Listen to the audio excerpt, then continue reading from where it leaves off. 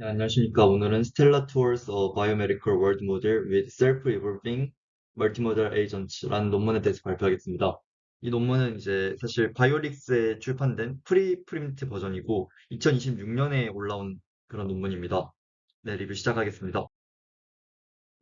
이 논문은 이제 실험과 그 환경과의 상호작용 혹은 피드백을 통해서 스스로 이제 계속해서 더 발전된 형식으로 진화를 하는 그런 바이오메디컬 월드 모델을 개발한 논문입니다. 이걸 이제 스텔라라고 명명을 했고요. 이렇게 개발한 이 스텔라라는 바이오메디컬 월드 모델을 이용해서 음, 이제 온콜로지 분야, 그리고 프로테인 엔지니어링 분야, 마지막으로 피지컬 레버리토리 오토메이션 분야, 즉 피지컬 AI 분야에서 해당 스텔라가 잘 작동함을 입증한 논문입니다. 이러한 바이오메디컬 월드 모델을 개발해야 되는 이유는 이제 이런 그 셀프 이볼빙 방식으로 개발한 이유는 현존하는 AI 에이전트는 대부분 바이오메디컬 연구의 시작부터 끝까지를 이렇게 아우를 수 있는 그런 통합성이 부족한 뿐더러 셀프 이볼루션 원리를 이제 적용하지 않았기 때문에 사용할 수 있는 이제 지식이나 도구 같은 것들이 사전에 이미 그 지정된 것들로 좀 국한되어 있습니다. 그렇기 때문에 이제 후술할 월드 모델의 정의에 이제 뒤에서 말씀드릴 그런 월드 모델의 정의에 좀 부합하지 않는 부분이 있어요. 네, 반면에 이제 이 멀티 모델, 여기서 이 논문에서 개발한 스텔라의 경우에는, 이러한 부분이 좀 보완이 되어서, 월드 모델로 어떻게 하면, 예, 좀 부를 수 있는 그런 부분들이 있습니다. 강점이 있습니다. 그래서, 두 개의 셀프 이볼루션 원리를 이용해서 스텔라를 개발을 했는데, 첫 번째는 이제 실제 실험이나 데이터로부터 피드백을 받았을 때, 리즈닝 템플릿이 업데이트 됨으로써, 음, 좀 이제 전략을 짜는 부분인 리즈닝 템플릿을 업데이트하는 부분이 있고 또 이제 전략을 짠 다음에 실제로 수행을 할 때 사용하는 도구들이 있지 않습니까? 그런 도구들 사용 가능한 도구들을 모아둔 툴 오션이라는 것들 역시 이제 계속해서 실제 실험이나 데이터로부터 피드백을 받음에 따라 점점 확장되고 개선되어 나가는 식입니다.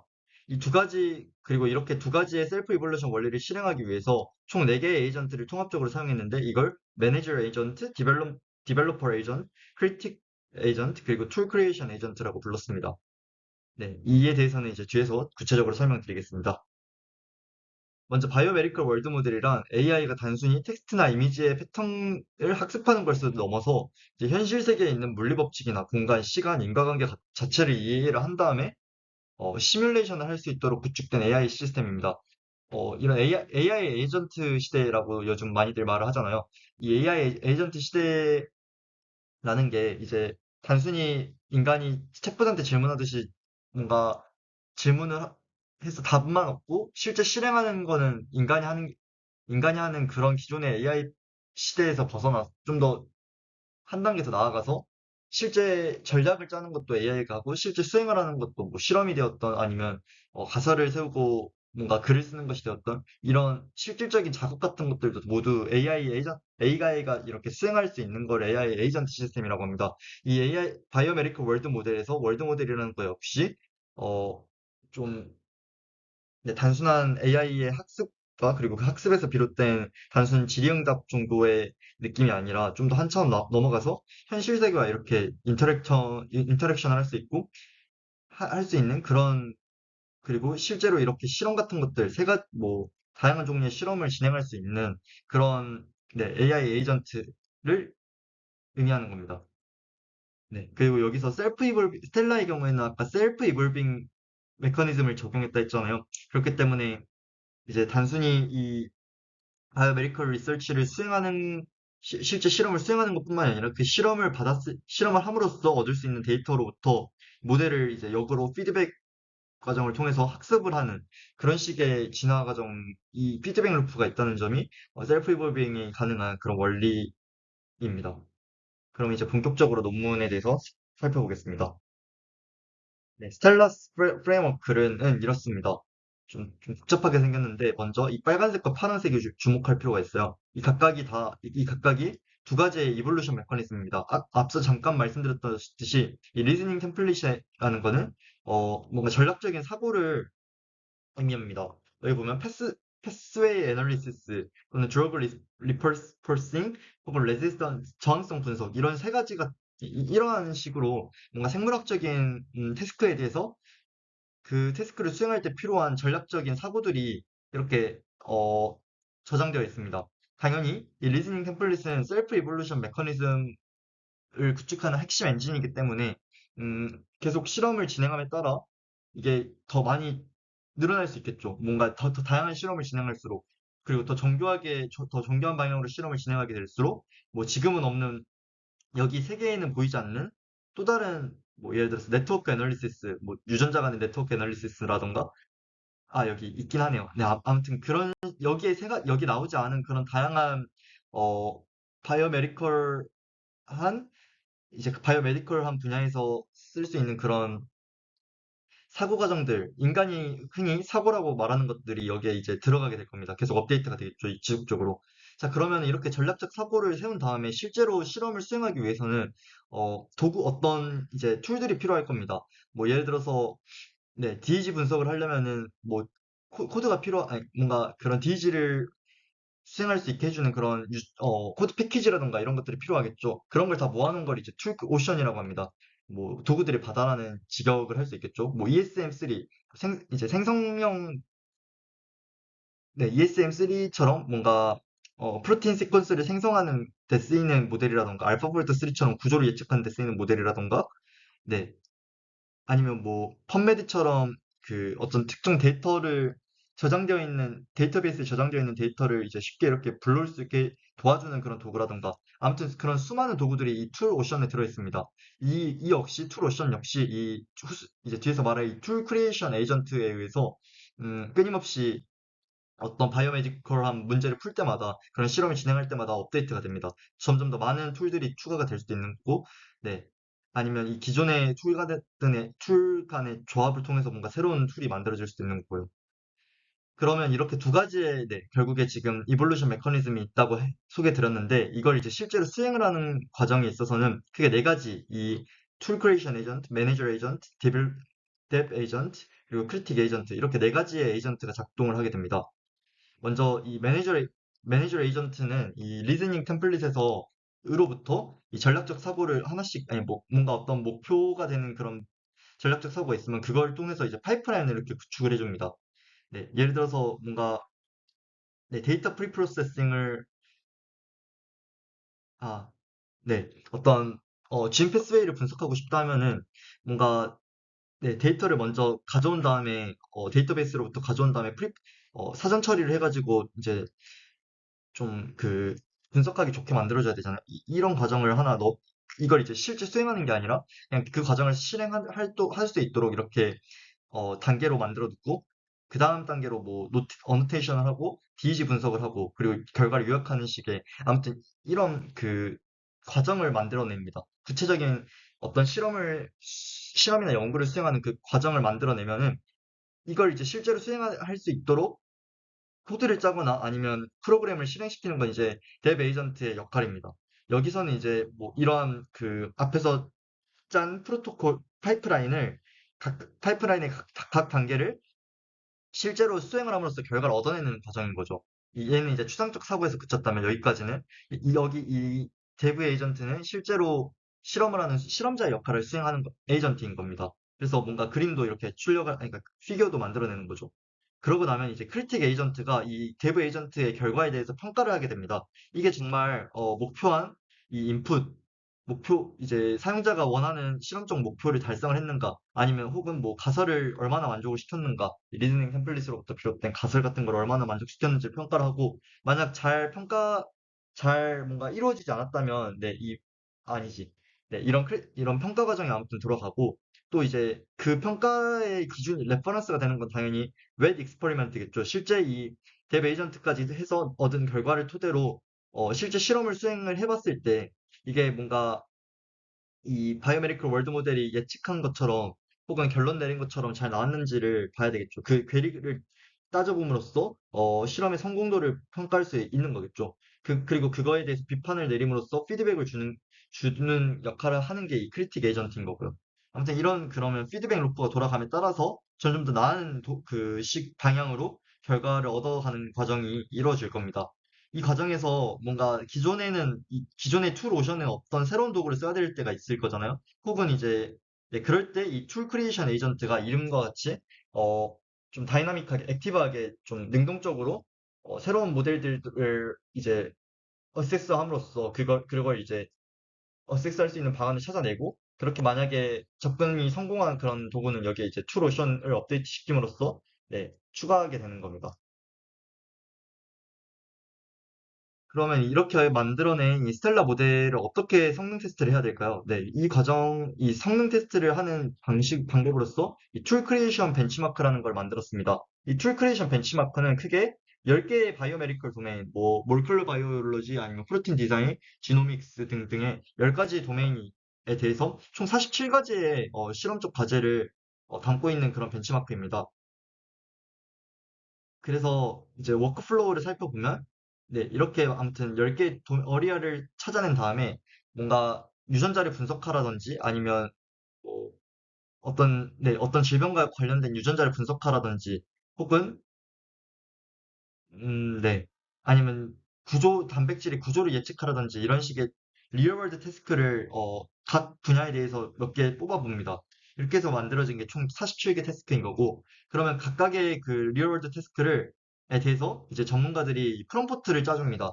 프롬프트를 짤 때 좀 단계적으로 정확하게 좀 이제 AI 에이전트가 그 과제를 수행할 수 있도록 좀 프롬프트를 잘 체계적으로 짰고, 그러니까 좀 딱딱 나눠서 구분되게 그리고 인풋과 아웃풋이 정확하게 이제 출력될 수 있도록 그 프롬프트를 하게 됩니다. 네, 여기 부분까지가 그 말이고 그 다음에 이제 바이오메디컬 에이전트에게 이제 이런 과제들을 수행하도록 시켰을 때 나온 결과가 있을 거잖아요. 그럼 그 결과를 총 5개의 이 방면으로 좀 살펴봅니다. 그래서 점수화를 시켜요. 5점 만점으로 점수화를 시키고 그것을 평균을 내므로써 최종적인 해당 AI 모델의 그런 AI 에이전트 모델의 그 성능을 평가하는 겁니다. 그리고 얼마나 많은 전체 47개 태스크 중에 얼마나 많은 그 미션을 완수했는가도 같이 살펴보는 겁니다.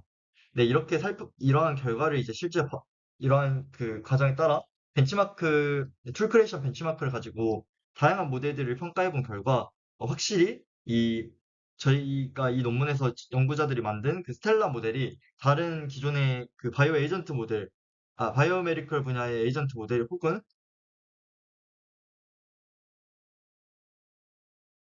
네. 아니면 이제 제너럴 LLM, 뭐 클로드의 모델이라던가 아니면 GPT-5 뭐 이런 모델들에 비교했을 때 점수가 높았습니다. 평균 점수 5점 만점에 4.01을 달성했고 그 다음으로 높았던 이 바이옴니라는 기존의 바이오 에이전트 모델은 3.35점밖에 달성하지 못했어요. 당연히 이제 다른 뭐 제너럴 LLM들은 더 낮은 점수를 보였고요. 그리고 미션 컴플리션 정도도 100%를 달성했습니다. 나머지 모델들은 조금 낮은 걸 볼 수 있는데, 네, 얘는 100% 미션을 완수를 했습니다. 그리고 이 과정은 이제 뭐냐면, 그툴 크리에이션 모델이 이 문제를 푸는 과정에 있어서 좀 역동적으로 계속 그런 새로운 뭔가 모델 같은 것들을 어, 이제 툴오션으로부터 가지고 오거나 아니면 툴오션의 새로운 그런 문제를 푸는데 필요한 도구를 추가한다라는 걸 나타낸 그림입니다. 또 여기 마지막 그림의 경우에는 좀 제너럴한 그런 모델의 성능을 보기 위해서 세 가지의 뭐 이제 바이오메디컬 관련 과제를 던져줬는데 이거에 대해서 정확도가 답을 찾는 정확도가 어, 이 스텔라는 32%, 첫 번째 과제에 대해서 두 번째는 61, 세 번째는 65%를 보였습니다. 사실 절대적 수치 자체는 낮아 보일 수 있는데 다른 기존의 뭐 GPT-5나 제미나이 모델 같은 다른 모델들과 비교를 해보면은 확실히 이 스텔라가 더 좋다는 걸 알 수 있습니다. 이 말인즉슨 스텔라는 사실 좀 다양한 그 AI 모델들을 활용을 했거든요. 그걸 이제 오케스트레이션 방식으로 좀 여러 가지를 엮어서 만들어낸 멀티 에이전트 아키텍처를 가지고 있는데 이러한 구조가 기존 싱글 AI 모델을 썼을 때보다 더 효율적으로 작동하고 있다는 걸 알 수 있는 겁니다. 네. 다음으로 이제 네, 데모 과정을 세 가지 설명을 할 거예요. 먼저 첫 번째 과정은 스텔라를 온콜로지 분야에 적용을 한 결과입니다. 이 온톨로지 분야의 과제로서 연구자들은 AML 환자, 즉 급성 골수성 백혈병에 걸린 환자의 특이적인 그런 NK셀의 네거티브 레귤레이터를 새로운 네거티브 레귤레이터를 찾아보는 걸 목표로 했습니다. 이러한 NK셀에 대한 네거티브 네, AML에 걸린 환자의 NK셀에 대한 그런 네거티브 레귤레이터를 찾아야 새롭게 발굴해야 되는 이유는 이제 이 네거티브 인 레귤레이터가 있으면은 AML에 걸린 환자는 이런 네거티브 이니비터의 죄송합니다. 다시 정리할게요. AML에 걸린 환자의 경우에는 일반적으로 좀 이니비토리 NK셀이라는 면역세포의 기능을 억제시키는 그런 어떤 레귤레이터를 과발현하는 경우가 있어요. 일반적인 정상 사람과 비교했을 때. 그렇기 때문에 AML 환자의 특이적으로 새로 좀 많이 분비가 되는 그런 어, NK셀 억제제가 억제하는 단백질을 발굴해낼 수 있다면 그걸 타겟팅해서 무력화시키는 그런 약물도 발굴할 수 있겠죠. 자, 그러면 좀 통합을 시켜보면은 이러한 네거티브 레귤레이터를 찾고 표적을 찾음으로써 네, 얘를 무력화시키면 결과적으로 이 AML 환자에서도 NK셀이 잘 작동을 하게 되면서 효과적으로 이 백혈병을 치료할 수 있을 것이다 라고 이제 생각을 해볼 수 있습니다. 이게 이제 이러한 실험의 중요성인 거고요. 그래서 프롬프트를 줬습니다. 이 스텔라 모델에게. Please identify novel unreported negative regulators of NK cell function in the context of AML. 그냥 저희가 말한 그대로의 문장을 이렇게 넣어준 거예요. 그랬더니 이 문장만 넣어줬을 뿐임에도 불구하고 마치 바이브 코딩처럼 스텔라가 알아서 이제 딱 가설을 세우고 찾아보겠다. 이제 여러 유전자 중에서 좀 NK셀의 네, 특이적인, 특히 AML 세포에서 그렇게 좀 과발현되는 그런 유전자를 한번 찾아보겠다라고 하더니, 이렇게 그 실험 수행 과정을 이렇게 딱 짜고, 네, 쿼리해서, 그 다음에 캔디데이 찾고, 패스웨이 분석해서, 네, 하는 이런 식의 절차적인 그런 전략을 이렇게 딱 짜주고, 그걸 이제 실행을 실제로 시킴으로써 대부 에이전트가 랭킹을 매겼습니다. 뭐, 유전자의 바른 정도량을 이렇게 쫙 랭킹을 매긴 다음에, 실제로 그게 네, 이렇게 AML에서 이 BTN3A1이라는 유전자가 과발현되고 있음을 딱 이렇게 찾아낸 거죠. 이지 분석을 한 겁니다. 즉, 트랜스크리미토믹한 데이터를 가지고 이러한 네, 유전자를 발굴해낼 수 있었던 거예요. NK셀의 특이적인.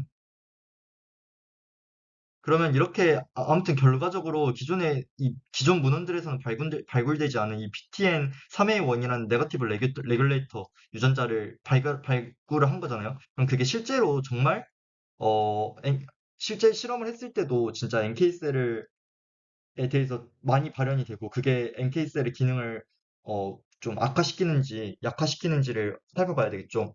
그래서 크리스퍼를 이용해서 이 제네릭 노가웃 방식을 사용을 했습니다. 그래서 AML 셀이 있으면 이 AML 셀에서 BTN3A1 유전자를 노가웃 시킨 거예요.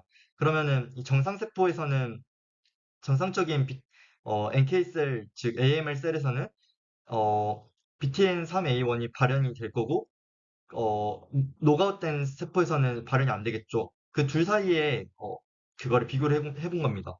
둘 사이에, NK 세포의 활성 정도를 비교를 해봤더니, 크게 두 가지 마커를 이용을 했거든요. 그 활성 정도를 판단하는 그 척도로서, 여기 이 네 가지 그림이 안넥신 V라는 물질이고, 여기 이 네 가지는 CD107A라는 그 마커거든요.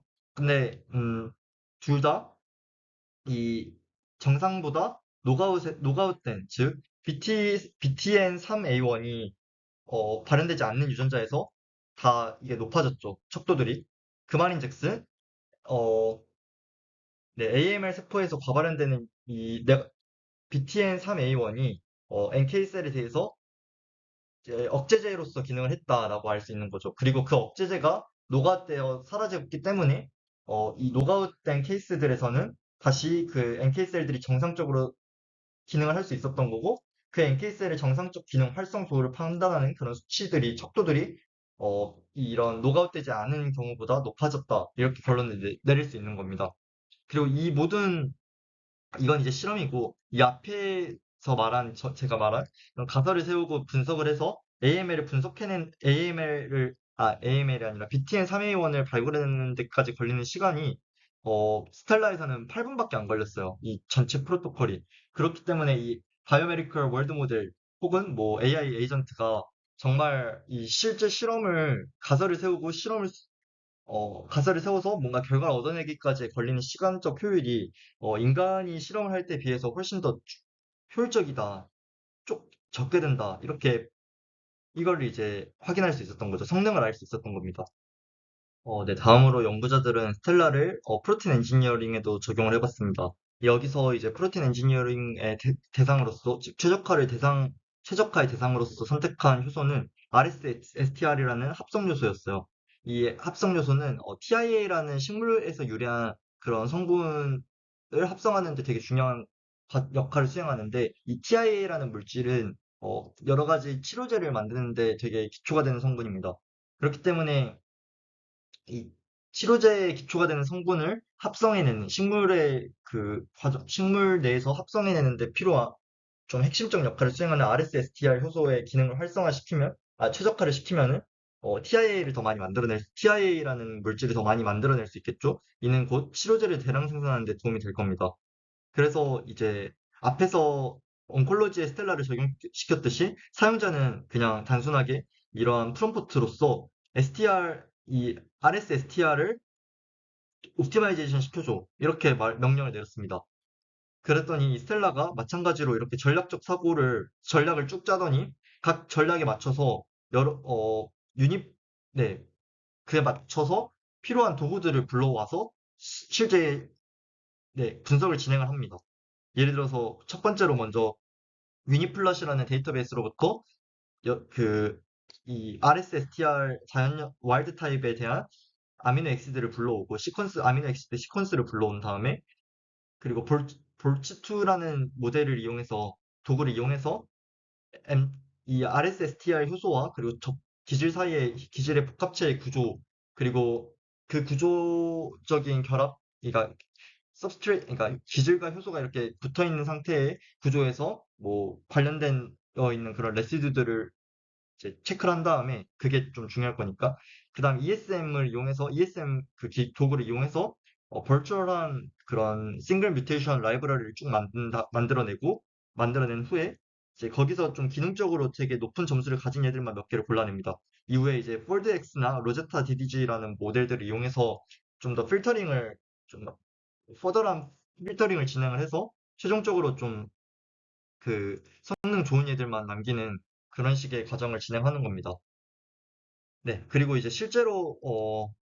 실제 실험과 이렇게 컴퓨테이셔널하게 얻어낸 그런 이제 프로틴 베리언츠, 이 RSSTR 베리언츠를 비교를 해봄으로써 이런 피드백 과정도 받을 수 있었던 거죠. 아무튼 이러한 실험 절차에 따라서 발굴을 해본 결과, 네, 연구자들은 어, 그 RSSTR의 여러 아미노산 중에 276번째 아미노산이 되게 핫스팟이라는 걸 알아냈습니다.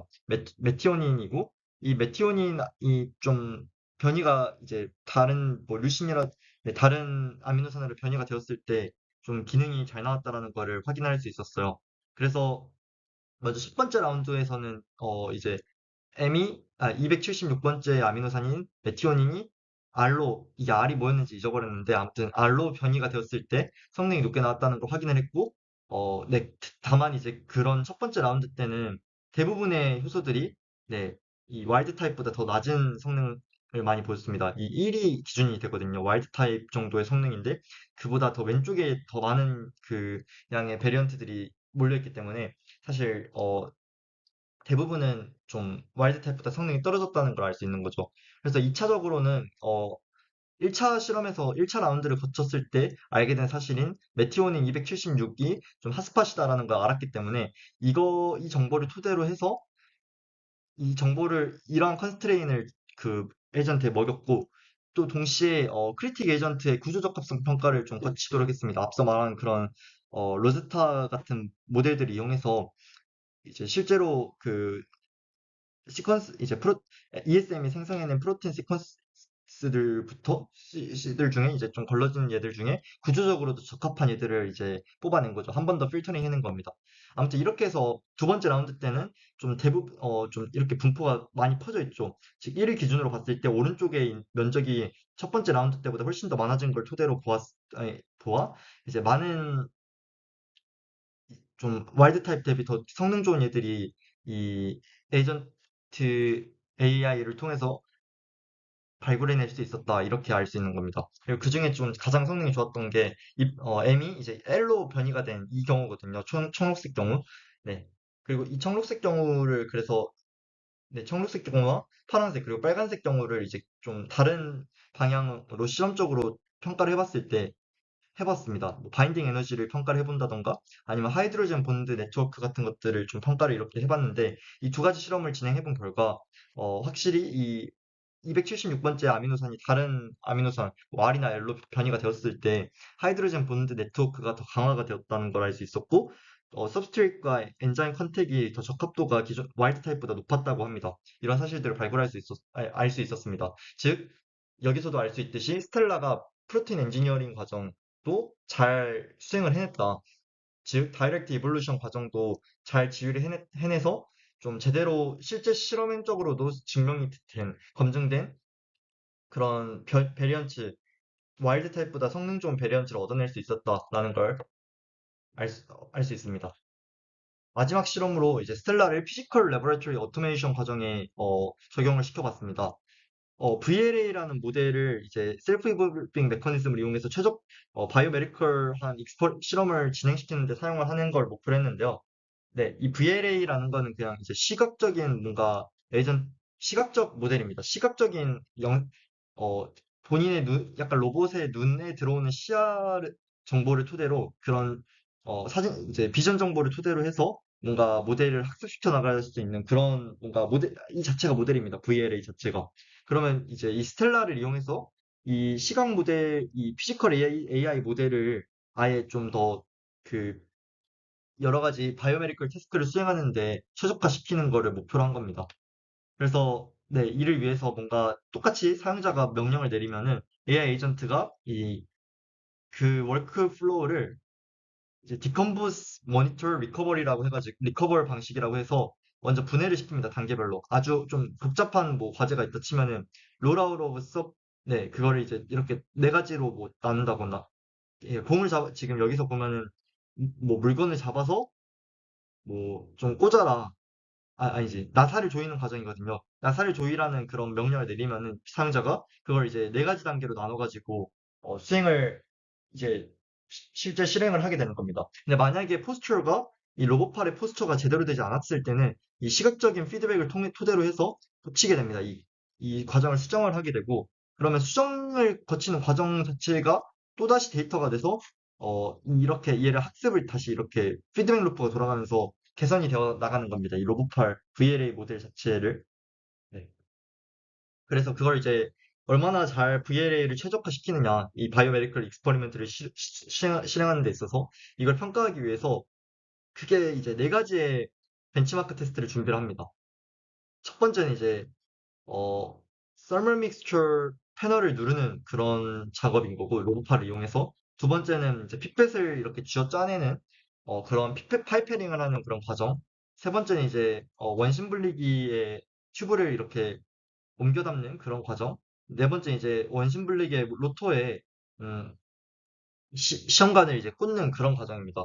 이 네 가지 과정에 대해서 각각 이제 여러 차례의 반복 수행을 거쳐가면서 셀프 이볼빙이라는 메커니즘을 잘 살려서 이렇게 반복 수행을 해본 결과 역시나 횟수가 늘어날수록 이런 시각적 자세가 틀렸을 때 해 나가는 그런 과정이 반복될수록 이 success rate, 즉 이 동작을 완벽히 수행해낼 확률이 높아지는 걸 확인할 수 있었습니다. 네 가지 이 과제에 대해서 모두 다.